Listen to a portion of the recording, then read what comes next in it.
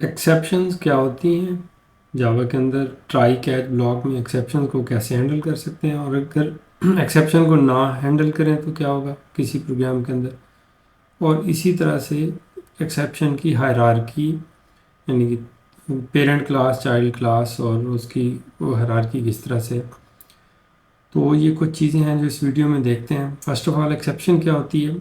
किसी भी program execution के दरमियान कोई ऐसा इवेंट जो अनवांटेड इवेंट हो और उसके अक्कर होने से कोड डिस्टरप्ट हो जाए या एग्जीक्यूशन डिसकंटिन्यूड हो जाए, प्रोग्राम एग्जिट कर जाए, दैट इज कॉल्ड एक्सेप्शन। तो एक्सेप्शंस कई तरह से अक्कर हो सकती हैं। ऐसी एक्सेप्शंस भी हो सकती हैं जिसमें आप किसी कोड पे, यानी कुछ एग्जांपल्स हैं उससे देख लेते हैं। फॉर एग्जांपल, एक वेरिएबल है इंट एक्स, इसको मैं 10 से इनिशियलाइज कर देता हूँ। इंट वाई, इसको मैं 0 से इनिशियलाइज कर देता हूँ। और आप इसको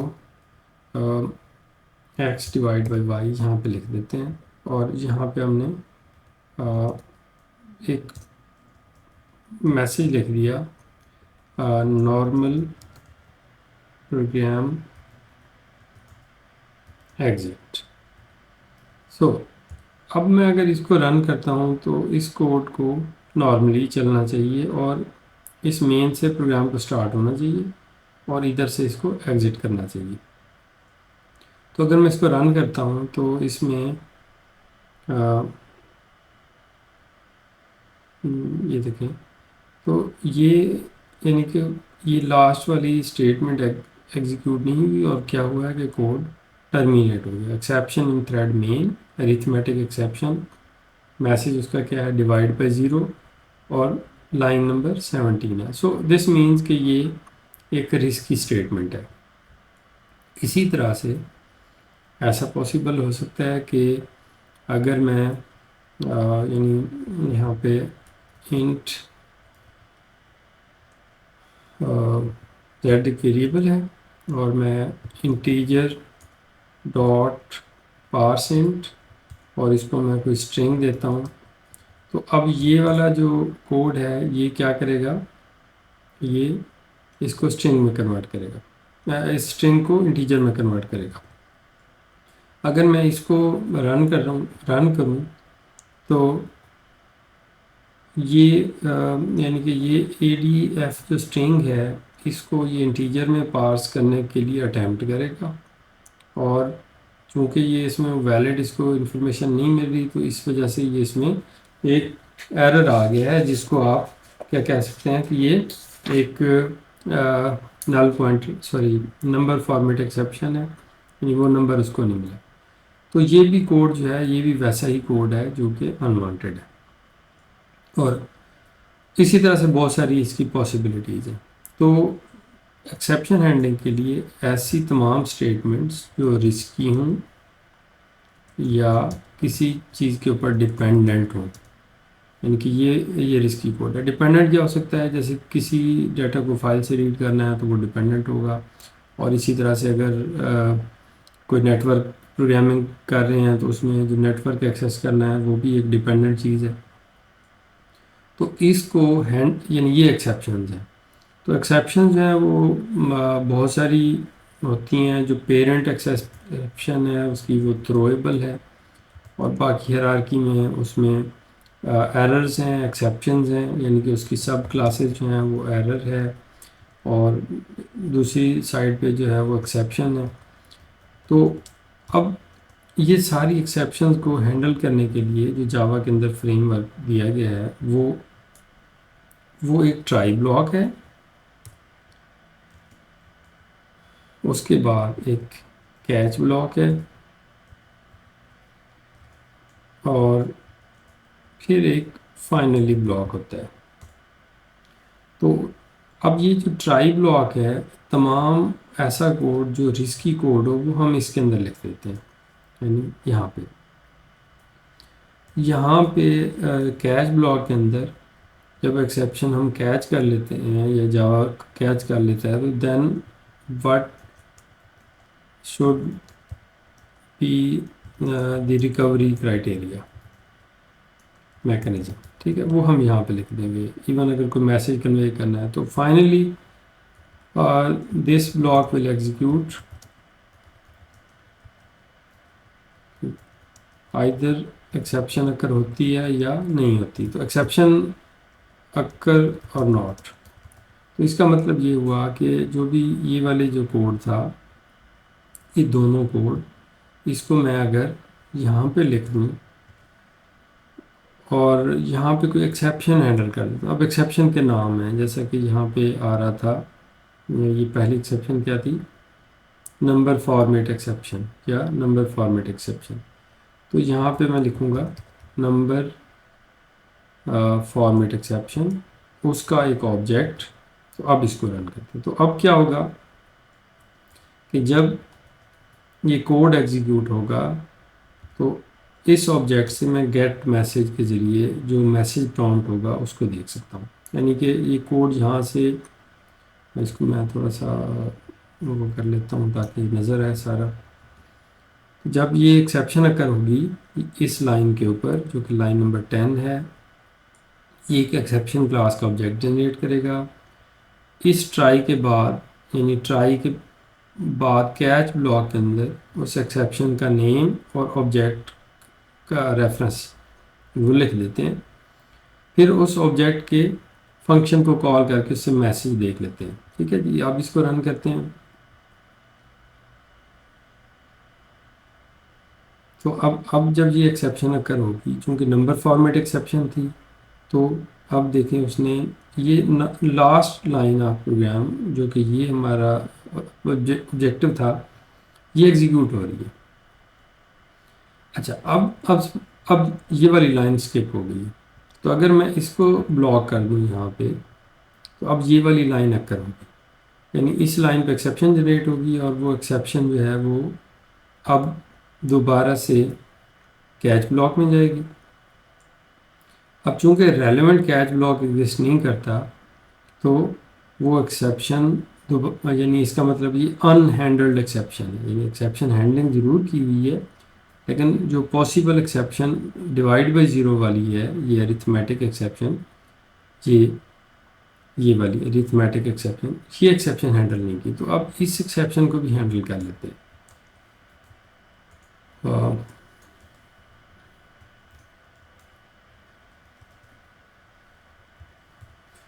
तो अब इसको रन करते हैं। तो अब जो कोड की लास्ट लाइन है, जो कि हम ये चाह रहे हैं कि प्रोग्राम नॉर्मल स्टार्ट हो मेन से और उसी तरह से मेन की क्लोजिंग ब्रैकेट से पहले एग्जिट हो, तो वो अब नॉर्मल चल रहा है। तो इसमें एक्सेप्शन हैंडलिंग में अगर हम देखें तो ये एक एक्सेप्शन थी जो नंबर फॉर्मेट एक्सेप्शन थी। अब इनमें से कोई भी एक्सेप्शन अगर होगी तो ये कोड एग्जिट नहीं करेगा, चाहे इसको किसी भी सीक्वेंस में लिख दें। तो जो पहले एक्सेप्शन अकर होगी, अब इसके बाद वाला code, the code after exception occur, अब ये वाला जो है ये नहीं चलेगा। ठीक है, ये नहीं चलेगा। इसकी बजाय जो है वो वाला कोड चलेगा, जो कि यानी कि इसके बाद ये एक्सेप्शन अकर होगी तो फिर ये वाला स्किप हो जाएगा, ये स्किप हो जाएगा। एक्सेप्शन इस कैच ब्लॉक से मैच करनी होगी, अगर ये नहीं होगा तो फिर इससे मैच हो जाएगी, और फिर इसके बाद इस ट्राई ब्लॉक से बाहर आके ये वाला कोड एग्जीक्यूट हो जाएगा। तो एक तो ये तरीका हो गया। ठीक है। अच्छा, ये फाइनली ब्लॉक यहाँ पे क्या कर रहा है, फाइनली ब्लॉक फाइनली ब्लॉक, चलिए सिंपल एक मैसेज है कि फाइनली ब्लॉक जो है वो, या इसको लिख देते हैं इनसाइड फाइनली ब्लॉक। ठीक है। तो अब देखते हैं इसको रन करके।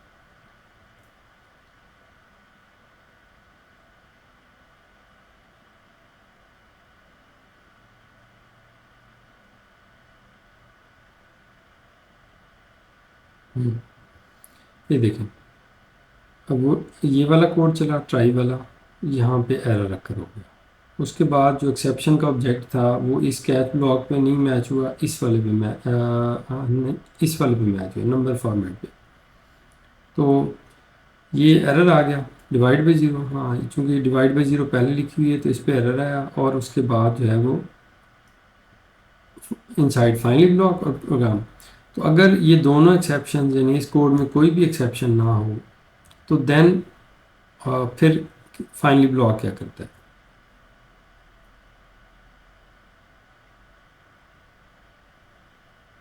हम्म, अभी देखें, कोई यानी एक्सेप्शन अकर नहीं हुई, फाइनली ब्लॉक दोनों केसेस में एग्जीक्यूट हुआ और नॉर्मल प्रोग्राम एग्जिट हुआ। तो मतलब ये हुआ कि पहले ट्राई ब्लॉक चेक होता है, अगर एक्सेप्शन अकर होगी तो ये वाला कोड एग्जीक्यूट होगा, इनमें से जो भी मैचिंग एक्सेप्शन होगी, और उसके बाद जो है वो फाइनली ब्लॉक, और फिर उसके बाद नॉर्मल रिमेनिंग कोड एग्जीक्यूट होगा। अब सपोज करें यहाँ पे एक एरे बनाई मैंने, एरे, और इसको मैं इनिशलाइज कर देता हूँ 3।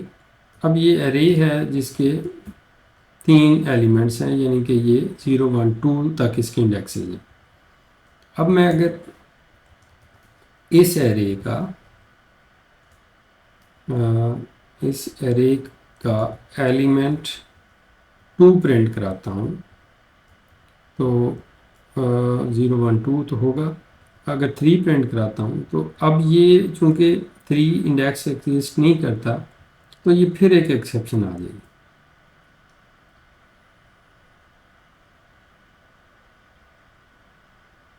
देखिए, 2 एक्सेप्शन हमने हैंडल कर ली। अब ये फिर एक array index out of bounds exception, तो मैं अगर ये एक्सेप्शन भी हैंडल कर लेता हूँ, ठीक है जी। तो catch array index out of bounds exception, और उसी तरह से ही इसमें ये लिख देते हैं ई डॉट गेट मैसेज। तो अब दोबारा से ये एक्सेप्शन हैंडल हो गई। अब चूंकि ये इस टाइम पे जब मैंने प्रीवियस रन किया है तो एक्सेप्शन अनहैंडल्ड थी, फाइनली ब्लॉक एग्जीक्यूट हुआ है, लेकिन जो रिमेनिंग कोड था वो एग्जीक्यूट नहीं हुआ। तो अब ये exception array index out of bounds exception भी हैंडल हो गई। तो अब एक्सेप्शन हायरार्की में अगर देखें तो अब इस तरह से आप कितनी एक एक्सेप्शन हैंडल करेंगे, जो आपको मालूम है वो सारी कर लेंगे। लेकिन जावा पॉलीमॉर्फिकली भी इस कैच ब्लॉक को यूज़ कर सकता है, यानी कि कैच ब्लॉक में अगर मैं इसकी कोई पेरेंट एक्सेप्शन लाइक एक्सेप्शन, इन क्लासेस की पेरेंट एक्सेप्शन है, इसको मैं हैंडल कर लेता हूँ, तो उस केस में क्या होगा कि कोई भी एक्सेप्शन जो इस क्लास की पेरेंट एक्सेप्शन होगी वो भी हैंडल हो जाएगी। यानी इन number format exception, arithmetic exception, array index out of bounds exception के अलावा कोई ऐसी एक्सेप्शन जो कि यानी कि जो इसकी चाइल्ड क्लास है या एक्सेप्शन क्लास से बिलोंग करती है, तो वो भी हैंडल हो जाएगी। तो इससे कोड जो है वो ज़्यादा बेहतर हो जाएगा। इसी तरह से जो सबसे मोस्ट पेरेंट एक्सेप्शन है वो थ्रोएबल है। तो अगर एंड में इसको भी लिख देंगे तो इससे क्या होगा कि वो तकरीबन हर एक्सेप्शन, हर ऐसा इवेंट जो कि थ्रोएबल क्लास की सब क्लास है, वो सारे के सारे यहाँ पे हैंडल हो जाएंगे। तो एक्सेप्शन हैंडलिंग के लिए क्या हुआ कि हम एक ट्राई, फिर कैच यानी मल्टीपल कैच भी हो सकते हैं, और ये भी पॉसिबिलिटी है कि हम 2 या 2 से ज़्यादा जो कैच हैं वो हम इस पाइप साइन के ज़रिए एक ही ब्लॉक के अंदर यूँ भी लिख सकते हैं।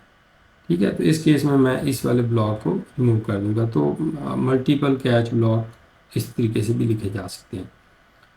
तो अगर एक्सेप्शंस को देखें तो यानी इसमें एक्सेप्शन के लिए जो सबसे पेरेंट क्लास है वो थ्रोएबल है, उससे चाइल्ड क्लास जो है वो एक्सेप्शन है। तो अगर मैं ये वाली जो एक्सेप्शन क्लास है इसको मैं पहले हैंडल करूँगा, तो अब ये जो नीचे वाला कोड है ये एरर दे रहा है कि ये कोड यानी रीचेबल ही नहीं है। ये वाली एक्सेप्शन जो इस तरह की है वो पहले ही हैंडल हो गई है। तो इसीलिए एक्सेप्शन में जो कैच ब्लॉक हैं इनका सीक्वेंस वैसा ही होगा कि पहले चाइल्ड एक्सेप्शंस, फिर उसकी पेरेंट, फिर उसकी पेरेंट, तो इस हायरार्की में लिखेंगे। ठीक है, ये तो इसके हवाले से हो गया। इसी तरह से अगर कोई मैं मेथड डिक्लेयर करता हूँ, यानी कि यहाँ पे मैं public static void some method, या सिंपली डिवाइड का मेथड बना देता हूँ मैं इसको। तो इस वाले मेथड में अगर आप एक्सेप्शन को बाईपास करना चाहें तो थ्रोज, जैसे अरिथमेटिक एक्सेप्शन थी, तो यहाँ पे आप ये थ्रोज क्लास भी ऐड कर सकते हैं। अब थ्रोज क्लास का मतलब ये है कि ये एक्सेप्शन को एक्चुअली हैंडल नहीं करेगा, लेकिन जब आप इस कोड को, यानी फंक्शन नेम क्या है, डिवाइड, डिवाइड मेथड। अब मैं अगर यहाँ पे डिवाइड मेथड को कॉल करता हूँ तो ये वहाँ से एक्सेप्शन थ्रो करेगा। कौन सी? Arithmetic exception. तो वो एक्सेप्शन जो है वो अल्टीमेटली किस पे चली जाएगी? मेन पे चली जाएगी। तो इसको मैं रन करता हूँ, यानी ये पॉसिबली एक्सेप्शन थ्रो कर सकता है। अच्छा, इसी तरह से आप वही वाली स्टेटमेंट जो है वो यहाँ भी लिख सकते हैं। थ्रोज क्या था वहाँ पे? Arithmetic exception. ठीक है जी। अच्छा, इसी तरह से ये यानी कि जो टोटल कीवर्ड्स अभी तक यूज हुए हैं तो उसमें ट्राई था, फिर उसके अलावा कैच था, फिर फाइनली अब थ्रोस।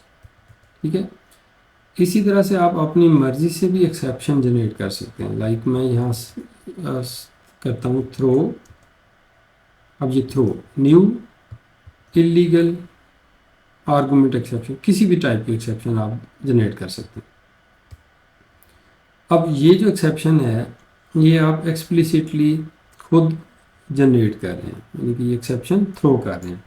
तो अब अगर मैं इस कोड को ब्लॉक कर दूं और इसको मैं यहाँ पे लिख दूँ तो अब ये एक्सेप्शन थ्रो करेगा, यानी कि ये वाला कोड लाइन 23 एक्सेप्शन थ्रो करेगी। ये भी नहीं मैच होगा, यहाँ भी अरिथमेटिक, ये भी नहीं मैच होगा। तो फिर ये जो पेरेंट टाइप है ये उसको कैच कर लेगी। तो इस केस में क्या होगा कि ये जो एक्सेप्शन पेरेंट क्लास वाला ये ब्लॉक है ये इसको हैंडल करेगा। तो अगर ये देखें इनसाइड फाइनली ब्लॉक, और ये एक नल टाइप की एक्सेप्शन अकर हुई है, लेकिन ये कोड नॉर्मल एग्जीक्यूट हो गया। तो इसी तरह से आप टेस्टिंग पर्पज़ के लिए या किसी भी जहाँ पे रिक्वायरमेंट हो वहाँ पे कोई ऐसी एक्सेप्शन भी हैंडल कर सकते हैं, जनरेट कर सकते हैं। ठीक है, जैसे ये थ्रो इलीगल आर्गुमेंट। तो एक और कीवर्ड यहाँ आ गया वो थ्रो। ठीक है, तो ट्राई ब्लॉक वो होगा जिसमें आप वो स्टेटमेंट्स लिखेंगे जिसमें एक्सेप्शन आती है। कैच ब्लॉक जो कि रिकवरी क्राइटेरिया होगा। फाइनली ब्लॉक जो दोनों केसेस में एग्जीक्यूट होगा। थ्रोज अगर आपने इसी फंक्शन हेडर के साथ थ्रोज क्लास लिखना है तो वो यहाँ पे लिख देंगे। और थ्रो खुद से अगर कोई एक्सेप्शन जनरेट करनी है जैसा कि यहाँ मैंने जनरेट की, तो आप यहाँ पे थ्रो एक्सेप्शन भी लिख सकते हैं। अब एक और चीज़, एक्सेप्शन की दो तरह की टाइप्स होती हैं। एक को चेक्ड एक्सेप्शन कहते हैं, एक को अनचेक्ड आप या रन टाइम एक्सेप्शन कह सकते हैं। तो अगर मैं यहाँ पे कोई क्लास, या बल्कि यहीं पे टेस्ट कर लेते हैं, जैसे मैं एक फ़ाइल ओपन करने की कोशिश करता हूँ। File writer FW new file writer. अब ये कोड किसी फाइल को ओपन करेगा abc.txt। अब ये कोड करेक्ट है, इस कोड में सिंटैक्टिकली कोई मिस्टेक नहीं है, लेकिन ये एक्सेप्शन वो आपको कह रहा है कि जी आप पहले इस एक्सेप्शन को हैंडल करें। ठीक है, ये वाली एक्सेप्शन जो कि कंपलसरी होती हैं इनको चेक्ड एक्सेप्शन कहते हैं। और ये वाली जो एक्सेप्शन जो पहले मैंने डिस्कस की, ये अनचेक्ड एक्सेप्शन आप इसको कह सकते हैं। तो ये फाइल राइटर एक्सेप्शन जो है ये कोड सही है, लेकिन वो वार्न कर रहा है कि ये पॉसिबिलिटी हो सकती है कि ये फ़ाइल एग्जिस्ट ना करे, कोई आईओ एक्सेप्शन आ जाए। तो उस हवाले से ये जो है ये एक्सेप्शन हैंडल कर सकते हैं। तो अब इस केस में ये थ्रोज क्लास, तो इस केस में जो है वो थ्रोज क्लास को यूज़ किया जा सकता है। लाइक मैं यहाँ पे मैं लिख देता हूँ आईओ एक्सेप्शन, ठीक है। अब जैसे मैंने यहाँ आईओ एक्सेप्शन लिखा तो ये एरर रिमूव हो गया। इसका मतलब ये है कि आपने उस एक्सेप्शन को हैंडल नहीं किया, जस्ट एक थ्रोज डिक्लेरेशन ऐड कर दी कि मैं इस एरर से आगाह हूँ, तो अगर इससे कोई मसला होगा तो वो इट्स ओके। दूसरा तरीका क्या हो सकता था? दूसरा ये हो सकता था कि हम इसको भी ट्राई कैच में सराउंड करते, यानी ट्राई और यहाँ पे कैच। अब इस कैच में वही आईओ एक्सेप्शन मैं हैंडल कर लूँगा, और जो भी मुझे उससे बाहर निकलने के लिए, यानी इस एक्सेप्शन के केस में जो भी करना है वो मैं यहाँ पे लिख दूँ।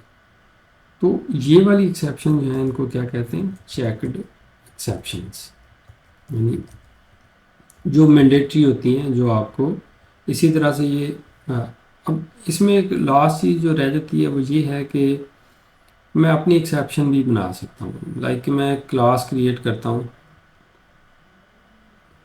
माई एक्सेप्शन, अब ये क्लास है और मैं इसको एक्सटेंड कर लेता हूँ एक्सेप्शन क्लास है, तो अब ये एक एक्सेप्शन क्रिएट हो जाएगी। ये जो माई एक्सेप्शन है ये भी एक्सेप्शन की एक सब टाइप हो जाएगी।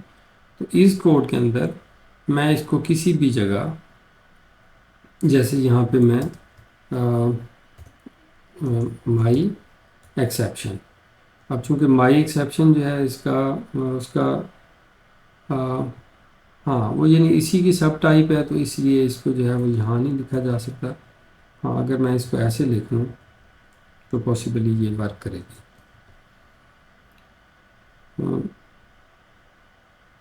हाँ चूँकि एरर ये आ रहा है कि जी चूँकि ये एक्सेप्शन थ्रो नहीं हुई तो इसलिए जो है ये पॉसिबली, तो यहाँ पे मैं अगर थ्रो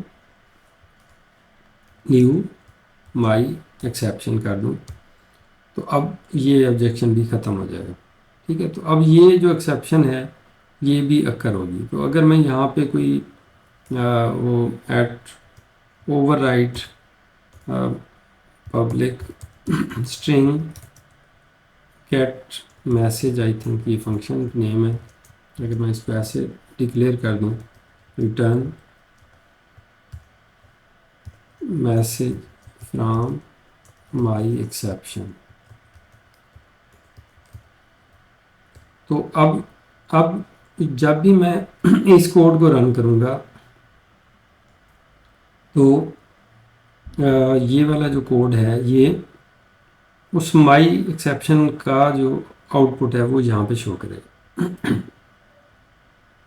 देखो मैसेज फ्रॉम माई एक्सेप्शन।